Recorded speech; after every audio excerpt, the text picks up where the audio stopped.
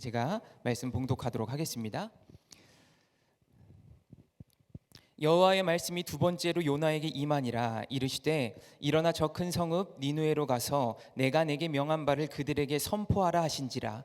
요나가 여호와의 말씀대로 일어나서 니느웨로 가니라. 니느웨는 사흘 동안 걸을 만큼 하나님 앞에 큰 성읍이더라. 요나가 그 성읍에 들어가서 하루 동안 다니며 외쳐 이르되 40일이 지나면 니느웨가 무너지리라 하였더니 니느웨 사람들이 하나님을 믿고 금식을 선포하고 높고 낮은 자를 막론하고 굵은 베옷을 입은지라. 그 일이 니느웨 왕에게 들림에 왕이 보좌에서 일어나 왕복을 벗고 굵은 베옷을 입고 제 위에 앉으니라. 왕과 그의 대신들이 조소를 내려 니느웨에 선포하여 이르되 사람이나 짐승이나 소떼나 양떼나 아무것도 입에 대지 말지니 곧 먹지도 말 것이요 물도 마시지 말 것이며 사람이든지 짐승이든지 다 굵은 베옷을 입을 것이요 힘써 하나님께 부르짖을 것이며 각기 악한 길과 손으로 행한 강포에서 떠날 것이라. 하나님이 뜻을 돌이키시고 그 진노를 그치사 우리가 멸망하지 않게 하시리라. 그렇지 않을 줄을 누가 알겠느냐 한지라. 하나님이 그들의 행한 것 곧 악한 길에서 돌이켜 떠난 것을 보시고 하나님이 뜻을 돌이키사 그들에게 내리리라고 말씀하신 재앙을 내리지 아니하시니라.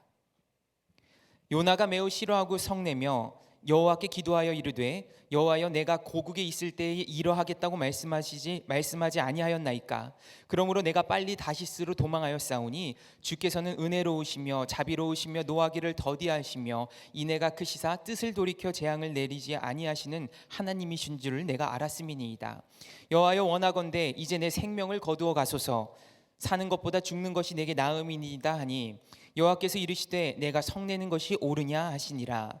요나가 성읍에서 나가서 그 성읍 동쪽에 앉아 거기서 자기를 위하여 초막을 짓고 그 성읍에 무슨 일이 일어나는가를 보려고 그 그늘 아래에 앉았더라. 하나님 여호와께서 박넝쿨을 예비하사 요나를 가리게 하셨으니 이는 그의 머리를 위하여 그늘이 지게 하며 그의 괴로움을 면하게 하려 하심이었더라. 요나가 박넝쿨로 말미암아 크게 기뻐하였더니 하나님이 벌레를 예비하사 이틀날 새벽에 그 박넝쿨을 갉아먹게 하심에 시드니라. 해가 뜰 때 하나님이 뜨거운 동풍을 예비하셨고 해는 요나의 머리에 쪼임에 요나가 혼미하여 스스로 죽기를 구하여 이르되 사는 것보다 죽는 것이 내게 나으니이다 하니라. 하나님이 요나에게 이르시되 내가 이 박넝쿨로 말미암아 성내는 것이 어찌 옳으냐 하시니 그가 대답하되 내가 성내어 죽기까지 할지라도 옳으니이다 하니라. 여호와께서 이르시되 내가 수고도 아니하였고 재배도 아니하였고 하룻밤에 났다가 하룻밤에 말라버린 이 박넝쿨을 아꼈거든. 하물며 이 큰 성읍 니느웨에는 좌우를 분변하지 못하는 자가 12만여 명이요 가축도 많이 있나니 내가 어찌 아끼지 아니하겠느냐 하시니라. 아멘. 마치 설교가 끝난 것 같은 느낌이 드는데 여러분들 스토리가 그래도 대략적으로 머릿속에 들어오시면 좋을 것 같아요. 자, 오늘 3장과 4장 오늘 말씀을 보면은 물고기 뱃속에서 이제 살아난 요나는 다시 한번 하나님의 말씀대로 이제 니느웨로 들어가 말씀을 선포하기 시작합니다. 뭐라고 말씀을 선포하냐면요. 40일 후에 니느웨는 무너질 것이다. 이게 히브리어로는 딱 네 단어예요. 네 단어. 그러니까 네 단어 설교인 거예요. 그리고 심지어 니느웨가 며칠 동안 걸어 다녀야 되는 길이냐면 3일 동안 걸어 다녀야 되는 큰 도시였어요. 근데 말씀을 보니까 요나가 하루 동안 말씀을 전했다고 되어 있습니다. 그러니까 하루 동안 그냥 네 단어 얘기한 거예요. 그러니까 좀 대충이잖아요. 지금 요나의 마음이 이해가 가십니까? 요나의 마음속이 어떤지 너무 뻔히 보이는 거예요. 왜요? 가뜩이나 니느웨 사람들이 내 원수 같은데 혹시라도 설교에 은혜 받고 이 사람들을 회개하면 어떡합니까? 라는 마음이었던 것 같아요.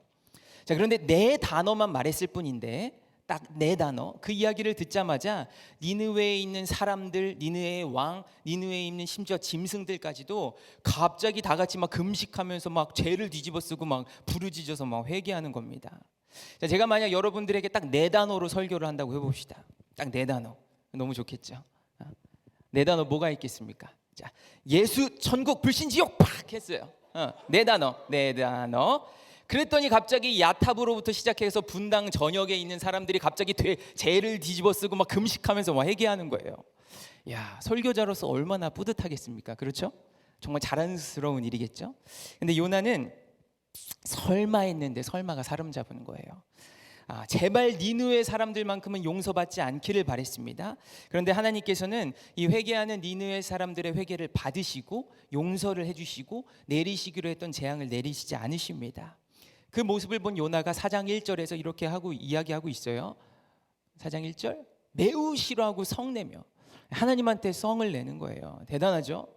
저도 그렇게는 못하겠는데 난리가 납니다. 자, 이 장면을 보면서 제가 영화 한 가지가 떠올랐어요. 2008년에 개봉했던 아내가 결혼했다라는 영화가 있습니다. 네, 그 배우 고 김주혁 씨와 손예진 씨가 주연으로 출연한 영화인데 이 제목부터가 벌써 굉장하잖아요. 그러니까 당시에 굉장히 소재가 논란거리였던 영화입니다. 근데 이제 배우들의 참 연기가 좋아서 재밌다고 평가되어지는 영화예요. 내용은 제목과 같습니다.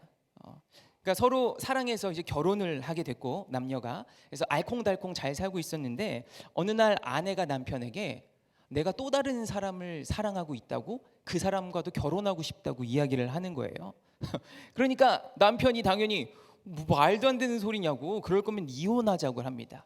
그런데 여자가 다시 남편에게 이야기하는 거야. 아내가 근데 가능하면은 내가 당신도 사랑하고 그 사람도 사랑하니까 두 개의 결혼 생활을 동시에 다 같이 하고 싶다라고 합니다. 남편이 난리가 나죠. 네, 난리가 나면서 그때 남편이 아내에게 했던 명대사가 있습니다. 사랑이 어떻게 나눠지니? 이렇게 명대사. 전혀 명대사가 아닙니까? 사랑이 어떻게 나눠지니? 아마 오늘 요나가 그 남편의 마음과 비슷한 마음이지 않을까가 생각됐어요. 하나님, 어떻게 사랑이 나눠집니까? 하나님께서는 이스라엘 백성들을 선택했고 이스라엘 백성들 사랑한다고 하셨잖아요. 우리들. 그런데 하나님 어떻게 저 니느웨 사람들은 그 하나님이 사랑한다고 하는 우리들을 괴롭히고 우리들을 죽이는 악한 사람들인데 어떻게 저 사람들도 용서하면서 저 사람들을 사랑해 주십니까? 요나는 하나님의 사랑을 제대로 이해하지 못하고 있었습니다. 이해를 할 수가 없었죠. 왜요? 요나에게 있어서 하나님의 사랑은 오직 자신을 위한 이스라엘 백성들을 위한 사랑이었기 때문입니다. 요나서 3장과 4장을 보면 등장인물이 크게 3명이 나와요. 자, 하나는 하나님, 하나는 요나, 하나는 니느웨 사람들 이렇게 3명이 나옵니다. 그 셋 사이에 오묘한 삼각관계의 기류가 흐르는 거예요. 뭐 때문에? 이 사랑 때문에. 자, 그 사랑에 집중해 보니까 오늘 말씀 속에 크게 2가지 사랑이 있다는 것을 제가 보게 되었습니다. 자, 첫 번째는 악한 죄인을 향한 하나님의 사랑. 또 한 가지는 악한 죄인을 미워하는 죄인을 향한 하나님의 사랑. 이 2가지의 사랑이 있는 것을 제가 보게 됩니다. 하나님의 사랑이 포인트인데 사실 이 하나님의 사랑 앞에서 그럼 나는 과연 악한 죄인일까요? 아니면 악한 죄인을 미워하는 죄인일까요? 질문해 보게 되더라고요. 자, 지금까지 저희가 요나 말씀 들을 때 어떻게 하면서 듣자고 했습니까? 요나가 나다 라고 하면서 말씀을 듣자고 했습니다. 그런데 혹시 내가 누군가에게는 니느웨 사람일 수도 있지 않겠습니까? 아무리 착한 사람도 누군가에게는 나쁜 사람이 되고 아무리 나쁜 사람도 누군가에게는 착한 사람이 된다는 이야기가 있습니다. 오늘 요나가 그랬듯이 우리는 살면서 자연스럽게 나에게 좋은 사람과 나에게 나쁜 사람을 구분하면서 살아갑니다. 그런데요, 성경은 그 사람들을 구분하는 이 세상을 바라보는 기준이 명확합니다. 어떻게 구분하고 있냐면 의인과 죄인으로 구분하고 있습니다. 이 기준을 가지고 성경이 인구 통계를 냈어요. 로마서 3장 10절인데 기록된 바 의인은 없나니 하나도 없으며 참 속상하게도 이 세상에 의인은 없습니다. 다 죄인뿐입니다. 여러분들이 누군가에게 좋은 사람, 누군가에게 나쁜 사람이 될 수는 있습니다. 그런데 그건 상황에 따라서 언제든지 변할 수 있는 변수에 대한 부분이에요. 그런데 변하지 않는 상수가 있습니다. 그 변하지 않는 상수는 뭐냐면 여러분들과 제가 죄인이라는 사실입니다. 그건 절대 변하지 않는 사실이에요. 자, 요나도 니느웨 사람들도 둘 다 죄인이었는데 하나님은 그 둘 모두를 사랑하셨습니다. 좋은 사람도 나쁜 사람도 내 기준에서 착한 사람도 악한 사람도 하나님께서는 모두를 사랑하신다는 것입니다. 자, 머리로는 그럴 수 있다고 생각해요. 그래, 하나님께서는 모두를 사랑하시는 분이지. 그래, 맞아, 사랑의 하나님이시지. 자, 그런데 실제로 나의 삶에서 그 모두를 사랑하는 사랑의 하나님을 인정해야 되는 순간이 오게 된다면 그때는 좀 진짜 다른 차원의 이야기가 벌어집니다. 여러분들 사람 때문에 정말 고통스러웠던 경험이 있으십니까? 사람 때문에? 잠깐, 사랑 말고 사람 때문에. 저는 참 많이 있었던 것 같아요. 뭐 가족이 그럴 때도 있었고, 친구일 때도 있었고, 뭐 상사일 때도 있었고.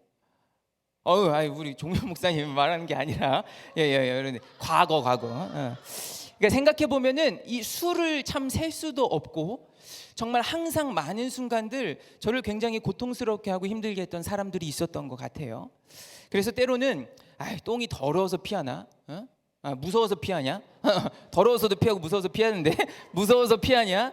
더러워서 피하지 라는 마음으로 나를 고통스럽게 만드는 사람들을 그냥 무시하면서 피했던 적이 있습니다. 또 때로는 저 사람이 나보다 미성숙해서 그런 걸 거야, 내가 마치 저 사람에게 넓은 아량을 베푼다는 마음으로 저 사람이 날 힘들게 하는 것들을 그냥 견뎌낸 적도 있습니다. 그런데 정말 힘들었던 것은 그 나를 힘들게 하는 사람들을 피하고 견뎌내는 일이 아니라 뭐가 제일 힘들었냐면, 그 사람도, 나한테 원수 같고 나를 괴롭히는 그 사람도 하나님께서 사랑하시는 하나님의 자녀라는 사실을 인정하는 게 저한테는 너무 힘들었어요. 내 이웃을 내 자신과 같이 사랑하라는 그 예수님의 명령에서 그 이웃의 대상이 그냥 보통 우리 주변에 있는 이웃이 아니라 나쁜 이웃인 내 원수까지도 포함된다는 사실을 인정하는 게 저한테는 너무 힘들었던 일이었던 것 같아요. 자, 그런데 만약 여러분들이 누군가에게 나쁜 이웃으로 평가받고 있다면 어떻겠습니까? 만약에 여러분들이 누군가에게 니누의 사람들로 평가받고 있으면 어떻겠습니까? 우리가 자신할 수 없어요. 우리도 모르는 사이에 누군가의 니누의 사람으로 있을 수도 있습니다. 그런데 우리는 항상 나를 힘들게 하는 사람들을 나의 니누의 사람들로 보고 살아가고 있습니다. 적어도 나와 저 사람들 사이에서 하나님은 내 편일 거야 라고 생각하는 그 편 가르기를 하면서 살아갈 때가 너무나도 많습니다. 그런데 우리가 기억해야 되는 것은 요나든 니느웨 사람이든 그보다 더 중요한 것이 있는데, 그것이 바로 내가 죄인이라는 사실입니다. 그렇게 죄인인 우리에게 가장 필요한 것이 무엇이겠습니까? 죄인인 우리에게 더 좋은 사람, 더 나쁜 사람, 그런 게 필요하지 않아요. 제일 필요한 것은 바로 죄인을 구원해 주시는 그 하나님의 사랑입니다. 하나님의 사랑이 누구에게 주어지시는 줄 아십니까? 하나님의 사랑, 하나님의 구원이 누구에게 주어지냐면요, 조금 더 좋은 사람, 조금 더 나쁜 사람, 조금 더 착한 사람, 조금 더 못된 사람이 중요한 게 아니라, 결국에 그 하나님의 구원은 내가 정말 죽을 수밖에 없는 죄인이라는 것을 인정하는 사람에게 주어집니다. 모든 죄인을 용서해 주신다는 말, 그 말 참 듣기 좋은 말인 것 같아요. 왜요? 나도 용서받을 수 있기 때문에. 내가 좀 정말 못나 보여도, 내가 죄인 같아 보여도 내가 용서받을 수 있기 때문에. 그런데 말을 조금만 바꿔서 나를 괴롭히고 힘들게 하는 저 악한 원수도 용서해 주신다는 말이 된다면, 그때부터 참 듣기 괴로운 말이 되는 거예요. 오늘 요나는 바로 이것이 용납이 안 됐던 겁니다. 마태복음 18장을 보면은 예수님이 그 10,000달란트 빚진 사람에 대한 비유를 이렇게 말씀하십니다. 10,000달란트를 빚진 사람이 그 10,000달란트를 전부 탕감받고 나서 빚을, 그 다음에 자신에게 100데나리온을 빚진 자를 잡아서 감옥에 잡아 넣었다는 이야기입니다. 뭐 정확하게 우리가 금액을 환산할 수는 없는데 약 10,000달란트는 한 5조 원 정도 된다고 해요. 그리고 100데나리온은 1,000만 원 정도. 자, 5조 원을 탕감받는 사람이 1,000만 원 빚진 사람에게 감옥을, 그거 안 갚는다고 감옥에 집어넣는, 참 10,000달란트 빚진 사람이 좀 너무한 사람 같지 않습니까? 이 사람 진짜 자기 모습은 생각도 못하고 진짜 나쁜 사람이구만 라는 생각이 들 수 있습니다. 이 비유에 대해서 복음기도신학연구소의 유영기 교수님이라는 분이 이런 이야기를 하셔요. 이 사람이 10,000달란트의 빚을 탕감받은 후 얼마의 시간이 지나서 이 일이 벌어졌는지에 대해서 성경이 따로 언급하고 있지 않다. 그러니까 만약에 큰 은혜를 받은 직후, 10,000달란트를 그 빚을 탕감받은 직후에 바로 그런 일을 했다면 어떻게 그 사람이 그럴 수 있지라고 우리가 이야기하겠지만, 만약에 그 은혜를 받은 후 1년이 지나고 10년이 지나고 30년이 지난 후에 그런 일이 벌어졌다면 그럴 수도 있을지 모르겠다. 만약 그 마음에 그 은혜가 사그러진 다음에 그런 일이 벌어졌다면 그럴 수 있을지 모르겠다는 것이 이해가 된다는 거예요. 왜요? 우리 모두가 충분히 그럴 수 있는 사람들이기 때문입니다. 오늘 요나서 2장, 우리가 읽은 바로 전장 요나서 2장에서 요나는 물고기 뱃속에서 처절하게 하나님께 회개하고 감사의 기도를 드린 후에 하나님의 은혜로 다시 살아났습니다. 그러니까 죽다 살아났으니까 그 은혜가 얼마나 차고 넘쳤겠어요. 죽다 살아났는데. 그런데 니느웨 사람들을 보는데 용서가 되지가 않는 거예요. 뿐만 아니라 니느웨 사람들을 용서해 준 그 하나님한테 화가 나는 겁니다. 우리도 하나님의 은혜로 분명히 우리가 죄를 용서받고 구원의 은혜를 받아 그리스도인이 되었음에도 불구하고 내 눈앞에 보이는 다른 죄인들, 특히 나를 괴롭히고 나를 힘들게 하는 사람들이 용납되지 않을 때가 너무나도 많잖아요. 그렇죠? 참 그럴 때가 많습니다. 왜입니까? 요나도 그리고 나도 하나님의 사랑을 이해하려고 한 것이 아니라 나한테만 해당되는 하나님의 사랑을 우리가 원했기 때문입니다. 그런데 이런 모습이 굉장히 잘못되고 뭔가 문제가 있다는 사실을 우리가 기억해야 됩니다. 자, 사랑이 기독교의 핵심입니다. 기독교 신앙의 핵심이 사랑이에요. 주 안에서 사람은 바뀐다라고 제가 참 좋게 읽은 책이 있습니다. 유기성 목사님이 쓰신 책인데 그 책에서 유기성 목사님이 이런 말씀을 하세요. 사랑으로 소문난 사람이어야 진짜 그리스도인이고 사랑으로 소문난 교회여야 진짜 예수님의 교회라고 이야기하며 자신이 예수님을 제대로 믿는지 안 믿는지 내 주위 사람들에게 사랑으로 소문이 났는지를 점검해 보면 안다. 여러분들 어떻게 사랑으로 소문 나셨습니까? 우리 교회 사랑으로 소문 났나요? 굉장히 중요한 질문인 것 같아요. 자, 이 땅에 우리 예수님 이후에 교회가 처음 생겨났을 때 초대교회라고 부르잖아요. 그 초대교회의 교인들은 전도를 할 때 이런 말로 전도를 시작했다고 합니다.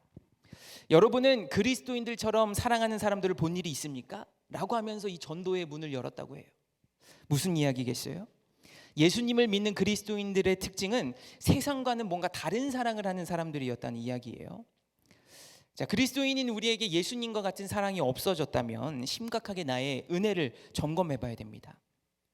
예수님과 같이 사랑하지 못하고 있다면 나의 영적 상태를 점검해 봐야 된다는 이야기예요. 그냥 겉으로 마치 체중계에 올라가듯이 그냥 체중되듯이 나 교회 나가고 있으니까 나 헌금 드리고 있으니까 나 담넘기 하고 있으니까 나 리더하고 있으니까 이런 식으로만 측정을 한다면 나의 상태를 점검한다면 안 된다는 이야기예요. 그래서 요즘은 몸무게를 그냥 체중계로 재지 않고 인바디라고 하잖아요. 인바디. 내 몸 소개가 어떤지를 점검하잖아요. 우리들도 그렇게 점검해 봐야 됩니다. 근데 여러분들 진짜 건강한지 인바디로 체크가 됩니까? 안 돼요. 적어도 피를 뽑아야 돼요. 그래야 정말 내가 정말 건강한지 안 건강한지가 검사가 됩니다. 마찬가지예요. 내 속에 내 영혼에 내 삶에 흐르고 있는 그 피 가운데 정말 예수님의 보혈과 같이 그 예수님의 사랑이 흐르고 있는지를 우리가 점검해야 합니다. 방금 아까 소개해드렸던 그 주 안에서 사람은 바뀐다라는 책에서 유기성 목사님의 그 성만찬을 통해서 본인이 경험했던 이야기가 나오는데 여러분들에게 꼭 읽어드리고 싶어서 제가 잠깐 그 일부분을 읽어드리려고 합니다. 화면에도 나올 텐데요. 제가 읽어보겠습니다. 성찬이 주님과 내가 하나가 되었다는 증거라는 은혜가 강하게 느껴졌습니다. 부족하고 죄 많은 나에게 몸을 찢어주시는 것은 나와 한 몸이 되시겠다는 주님의 결심임을 강하게 느꼈습니다. 어떤 일이 있어도 결코 너를 버리지 않겠다. 너와 나는 한 몸이다. 그런데 그 순간 주님과 내가 한 몸이 되는 것이 나는 너무 좋지만 우리 주님은 얼마나 힘드실까? 나와 한 몸이 되시는 게 그분께 얼마나 어려운 일일까 하는 생각이 번뜩 들더니 당장 회개의 눈물이 터지기 시작했습니다. 사실 저는 용납이 안 되는 사람이 많았습니다. 어떤 사람은 정말 싫고 밉고 가까이 하기도 싫었습니다. 그 사람과 하나가 되기를 원하지 않았고 하나가 될 수 없다고 생각했습니다. 나는 그렇게 생각하고 있는데 우리 주님은 나와 하나가 되셨습니다. 성찬을 받는 동안 그 사실이 얼마나 마음이 아팠는지 모릅니다. 그리고 비로소 제가 제 마음에 안 드는 사람, 제 기준에 안 맞는 사람, 이런 사람들을 받아들일 수 있는 힘이 생겼습니다. 여러분들 한번 생각해 보세요. 하나님께서 우리를 위해 하나밖에 없는 아들을 내어주신 것이 우리가 그럴 만한 자격이 있는 사람들이라서 그렇게 해주셨습니까? 우리가 자격이 있어서 그 사랑을 주신 게 아닙니다. 우리가 만약에 자격이 있다 한들 정말 하나밖에 없는 그 아들보다 귀한 자격이 우리들에게 어떻게 있겠습니까?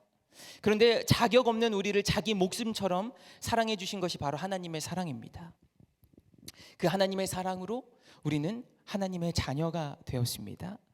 하나님의 자녀가 된 그리스도인들에게 예수님께서 이렇게 명령하십니다. 요한복음 13장 34절부터 35절의 말씀입니다. 새 계명을 너희에게 주노니 서로 사랑하라.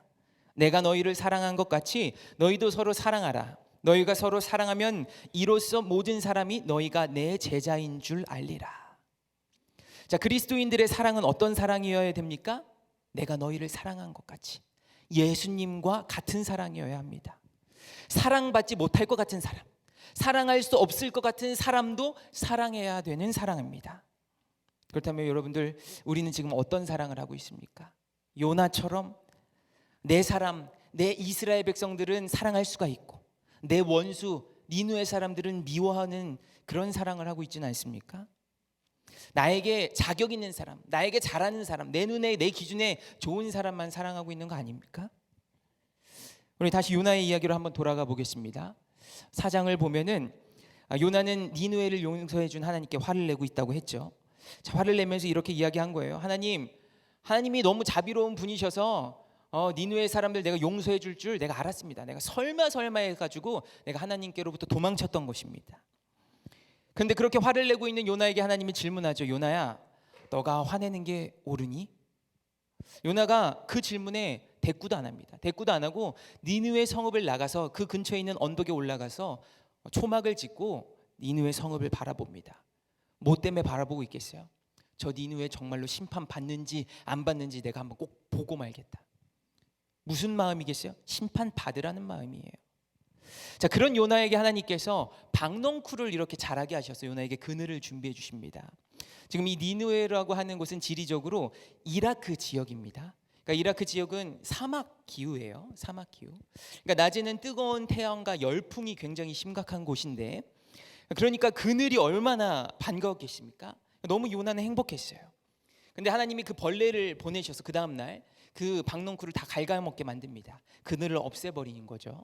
그러니까 요나에게 다시 비춰주는 그 따가운 태양과 뜨거운 그 열기 때문에 요나가 다시 화를 냅니다. 하나님한테. 아니, 어떻게 이럴 수가 있습니까? 이럴 거면 차라리 다 죽여주십시오. 하나님이 다시 물어봅니다. 요나에게. 요나야, 야, 박넝쿨이 없어졌다고 해서 너가 나한테 이렇게 화를 내는 게 맞니? 근데 요나가 더 열을 냅니다.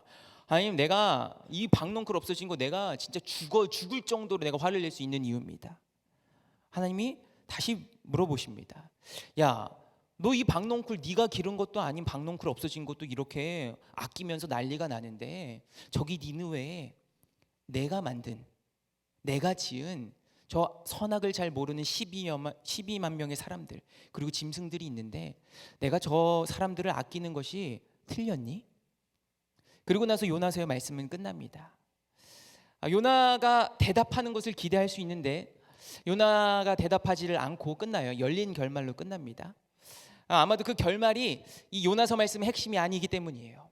핵심은 뭐냐면 이 요나서를 통해서 하나님께서 저와 여러분들에게 하는 질문입니다. 내가 너를 사랑하듯이 저 사람들도 좀 사랑해줘야 되지 않겠니? 자, 요나의 모습을 보면서 제 머릿속에 떠올랐던 성경에 한 가지 이야기가 있었습니다. 그 탕자, 돌아온 탕자를 용납하지 못했던 그 맏형의 이야기가 제게 떠올랐는데, 누가복음 15장을 보면은 예수님이 비유로 말씀하셨던 그 탕자의 이야기가 있습니다. 우리 너무 잘 알고 있을 텐데, 어떤 아버지에게 두 아들이 있었어요. 근데 그 둘째 아들이 아버지에게 미리 그 유산을 좀 달라는 겁니다. 당시 유대 문화도 굉장히 가부장적인 문화인데 그 아버지한테 미리 유산을 달라는 건 말도 안 되는 불효의 일입니다. 그런데 아버지는 그냥 그 재산을 나눠주시죠. 그리고 둘째 아들은 나가서 방탕하게 살다가 그 재산을 다 잃고 다시 찾아오게 되죠. 근데 아버지는 또 그 둘째 아들을 이렇게 받아주십니다. 받아주시는 것뿐만 아니라 다시 본인의 아들로 그 지위를, 신분을 회복시켜 주십니다. 자, 그 말을 들은 첫째 아들, 그 맏형인 첫째 아들이 분노를 합니다. 누가복음 15장 28절에서 30절 말씀입니다. 그가 노하여 들어가고자 하지 아니하거늘 아버지가 나와서 권한데 아버지께 대답하여 이르되 내가 여러 해 아버지를 섬겨 명을 어김이 없거늘 내게는 염소 새끼라도 주어 나와 내 벗으로 즐기게 하신 일이 없더니 아버지의 살림을 창녀들과 함께 삼켜버리니 아들이 돌아오매 이를 위하여 살찐 송아지를 잡으셨나이다. 우리 앞절 한 번만 그냥 띄워놔 주시겠어요? 네. 자, 아버지가 첫째 아들에게 바랐던 것이 무엇입니까? 이 아버지가 첫째 아들에게 바랬던 것, 그것은 야, 동생이 돌아왔으니까 이 기뻐하는 자리에 너도 좀 함께 하자는 거예요. 그런데 첫째 아들이 노하여 화가 나서 들어가기 싫다고 합니다. 첫째 아들은 받아들일 수가 없었어요. 자신이 이해하는 그 사랑에 대한 이해로는 이게 용납이 되지 않았습니다. 왜요? 아무리 생각해도 이 둘째 아들은 죄인이거든요. 자, 아마도 첫째 아들은 아버지를 사랑하고 신뢰하기보다 자기의 노력을 보상해주는 그 아버지를 원했던 것 같습니다. 그러니까 결국 지금 첫째 아들을 보면 아버지도 사랑하지 못하고 있고 둘째 동생도, 그 자신의 동생도 사랑하지 못하고 있는 사랑 없는 사람이 바로 이 첫째 아들입니다. 오늘 요나에게도 없는 게 하나 있어요. 뭐가 없는 것 같아요? 사랑이 없습니다. 요나가 니느웨 사람들을 사랑할 수 없었던 이유는 마찬가지로 첫째 아들이었던 것처럼 하나님의 사랑을 오해하고 있었고 제대로 이해하지 못하고 있었기 때문입니다.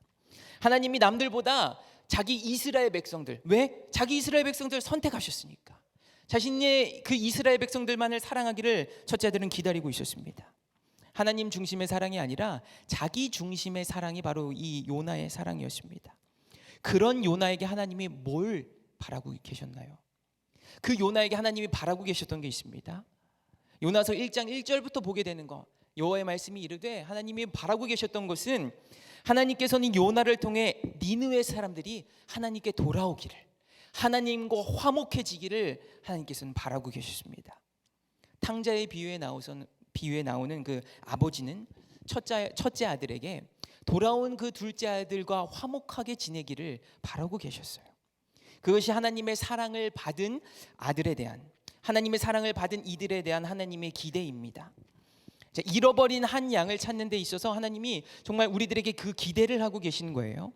사도 바울은 하나님의 사랑을 입은 그 고린도 교회의 그리스도인들에게 이렇게 이야기를 합니다.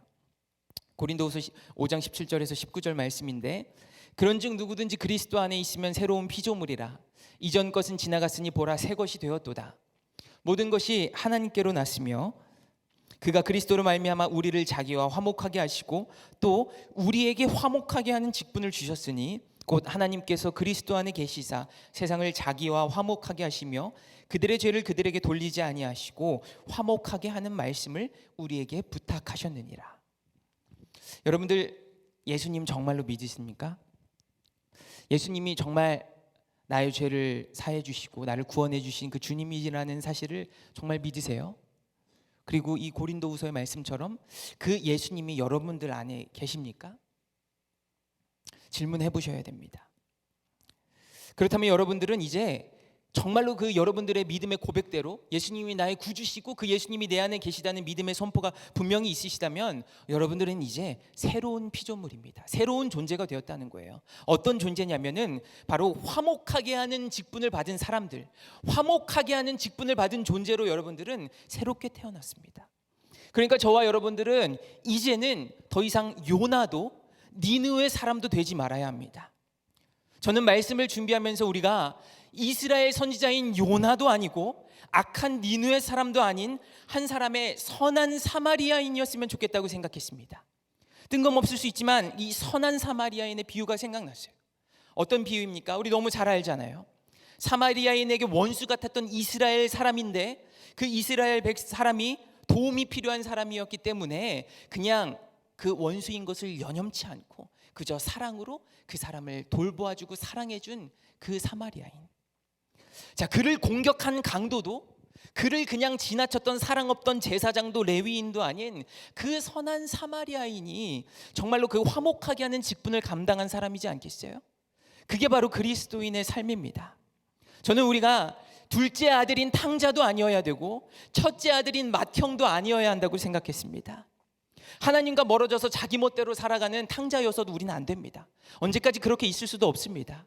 그렇다고 신앙생활하면서 그 안에 하나님의 사랑이 없는 첫째 아들 맏형처럼 살아서도 안 됩니다. 그래서 제가 생각했어요. 셋째가 있었으면 좋겠다. 어떤 셋째?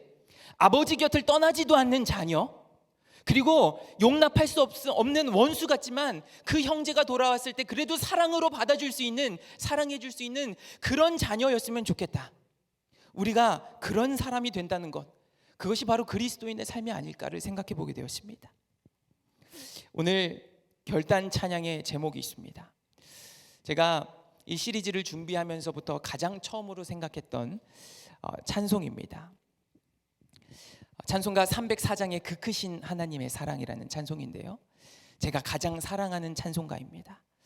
처음에는 그냥 제목에 맞춰서 좋다, 그 크신 하나님의 사랑하자 라는 마음이었습니다. 근데 말씀을 준비하면서 이제 이 찬송을 듣고 있는데, 듣다가 이 후렴의 가사가 저에게 자꾸 눈에 들어오기 시작했습니다. 화면에 가사를 잠깐 띄워주시면, 후렴의 가사가 이렇습니다. 하나님 크신 사랑은 측량 다 못하네. 영원히 변치 않는 사랑 성도여 찬양하세. 저는 이 측량을 다 못한다는 게 얼마나 왜 그렇게 눈에 들어왔는지 모르겠습니다. 자, 요나도 니느웨를 향한 그 하나님의 사랑을 측량할 수 없었습니다. 이해할 수 없어. 첫째 아들도 그 둘째 아들인 탕자를 사랑하는 아버지의 사랑을 측량할 수가 없었어요. 왜? 대체 왜 사랑해 주시는 거야? 죄인인데. 예수님의 제자들도 우리를 위해서 십자가에 못 박히시는 그 예수님의 사랑을 측량할 수가 없었습니다. 왜 대체 십자가에 못 박히시는 거야? 이해할 수가 없네. 아마 오늘 우리도 우리를 향한 그 주님의 사랑을 측량하지도 못하고 이해하지 못한 채 살아갈지 모릅니다. 그런데 절대로 변하지 않는 사실이 한 가지 있습니다. 그건요, 죄범한 영혼인 요나를 위해, 악한 니느웨 사람들을 위해, 첫째 아들을 위해, 돌아온 탕자인 둘째 아들을 위해, 그리고 그 누구보다도 죄 많고 연약한 우리를 위해 하나님께서 우리를 구원하시기 위해 예수님을 이 땅에 보내셨고 우리를 구원해 주셨다는 사실입니다. 그 크신 하나님의 사랑을 찬양하는 것이 성도의 삶입니다. 그 영원한 하나님의 사랑을 찬양하고 바라보는 것이 그리스도인의 삶입니다. 때로는 도저히 사랑스럽지 않은 그 원수조차도 사랑해야 되는 것이, 측량도 되지 않고 이해도 되지 않고 표현도 되지 않는 그 사랑을 살아가야 되는 것이 그리스도인의 삶입니다. 사랑하는 여러분, 우리 한번 그렇게 사랑하며 살아보시지 않으시겠습니까? 정말 죄 많고 허물 많은 우리를 구원해 주신 그 하나님의 기대, 하나님의 사랑을, 그 하나님을 기쁘게 해드리는 삶을 한번 살아보시지 않으시겠습니까? 사랑이 되지 않는 이들, 내 기준에 맞지 않는 이들, 나를 힘들게 하는 사람들, 그 사람들을 받아들이고 예수님처럼 사랑할 수 있는 힘을 달라고 우리 이 시간, 이 저녁에 함께 기도했으면 좋겠습니다. 하나님께서는 그렇게 저와 여러분들을 통해 잃어버린 한 영혼이 돌아오시기를 기다리고 계십니다. 그것이 바로 그 크신 하나님의 사랑을 마주한 그리스도인의 삶인 줄 믿습니다. 우리 함께 기도하겠습니다. 사랑의 하나님, 정말 연약하고 죄 많고 하나님 보시기에 참 부족했던 우리를 위해 주님께서는 십자가에 못 박혀 우리를 살리셨습니다. 주님, 그 은혜가 있음에도 불구하고 마치 언제 그 은혜가 우리에게 있었냐는 것처럼 나를 힘들게 하는 사람들, 내 기준에 맞지 않는 사람들을 우리는 미워하고 니느웨 사람들처럼 저 사람들보다 하나님은 나를 사랑하시겠지, 나를 축복하시겠지라는 마음으로 살아갈 때가 얼마나 많은지 모릅니다. 그러나 주님, 이 시간 우리들 다시 한번 우리들의 은혜를 점검합니다. 우리들의 영적 상태를 점검합니다. 우리들의 속에 흐르는 그 예수님의 보혈을 점검합니다. 주님께서 바라고 계시는 것은, 주님, 내 눈에 도저히 이해되지 않는 사람들, 내 눈에 도저히 사랑스럽지 않은 사람들을 사랑하시는, 그 나를 사랑해 주셨던 예수님의 사랑을 내가 사랑하기를 바라시는 줄 믿습니다. 주님, 우리가 그리스도인으로서 그런 삶을 살아갈 수 있는 정말 참된 사랑, 예수님의 사랑을 실천하며 살아가는 그리스도인이 되게 하여 주옵소서. 그때 하나님께서 우리를 통해 잃어버린 한 영혼을 찾으실 줄 믿습니다. 그리고 그때 우리를 불러주신 하나님께서 우리를 통해 정말 기뻐하실 줄 믿습니다. 우리들이 그런 아름다운 그리스도인이 되게 하여 주옵소서. 예수님의 이름으로 기도드렸습니다.